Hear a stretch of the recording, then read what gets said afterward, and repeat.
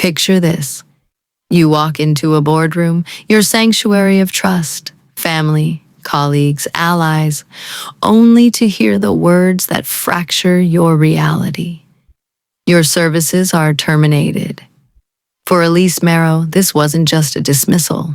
It was a chilling betrayal by her own sister, a dagger plunged in the heart of their family's empire. What unfolded next was a shadowy game of resilience, retribution, and a twist so jarring it rewrote the rules. Stay with us. This tale of deception and triumph will grip you to the very end. Because sometimes the deepest wounds carve the deadliest victories. Elise Marrow was the unseen force behind Harrow and Wells Enterprises, a logistics colossus in Charlotte, North Carolina.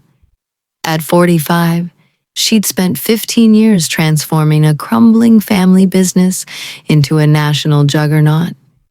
She secured elusive contracts, wove unbreakable client loyalties, and fueled over 70% of the company's revenue.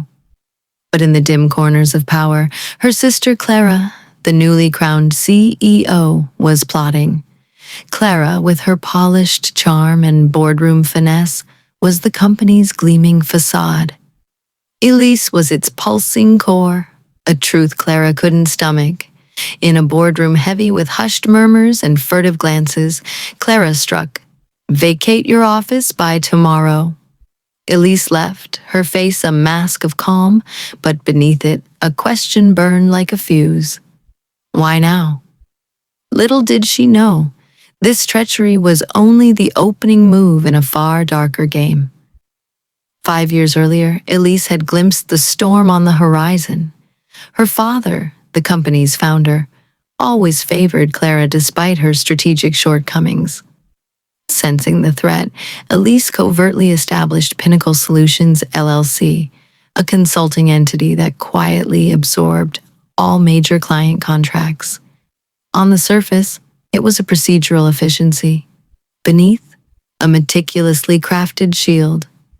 While Clara maneuvered through corporate intrigues, Elise built client trust as solid as steel. Every critical account, 80% of Harrow and Wells' lifeblood, answered to her LLC, not the family name. Clara, blinded by ambition, never suspected. That is, until the morning after Elise's ousting, when the first call shattered the silence. Margaret Hensley, their largest client, was blunt. "Our contract is with Elise, not you." More calls followed, a cascade of defiance.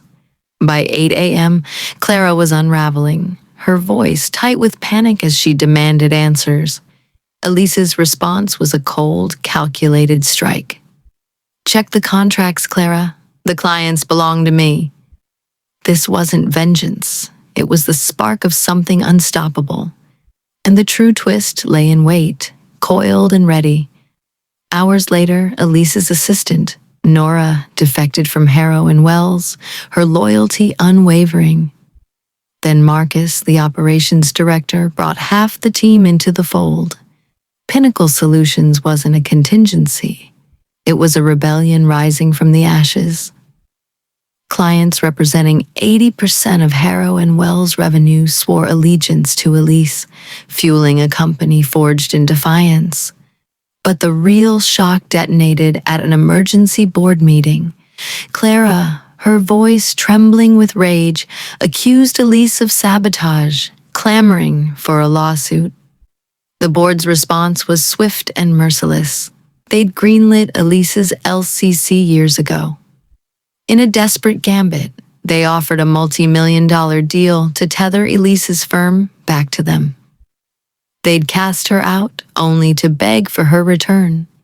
Even her father, who'd long dismissed her, scrawled a confession of his misjudgment. But Elise was playing a deeper game, and her final move loomed like a storm cloud. In a dimly lit cafe, Elise faced Clara for a final electrifying confrontation. "You never trusted us," Clara hissed, her words dripping with accusation. Elise's reply was a blade. "Trust is earned. You lit this fuse when you betrayed me.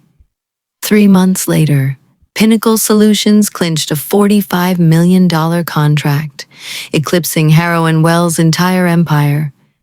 Elise's creation wasn't just surviving, it was a predator, devouring the legacy that tried to bury her. Clara's betrayal, meant to crush her, had unshackled her instead. Elise didn't just outwit her sister, she built a dynasty from the wreckage. In the end, the truest revenge isn't destruction. It's forging something untouchable. Thank you for watching. Subscribe to unravel more tales of cunning and conquest. We'll meet again in the shadows of the next story.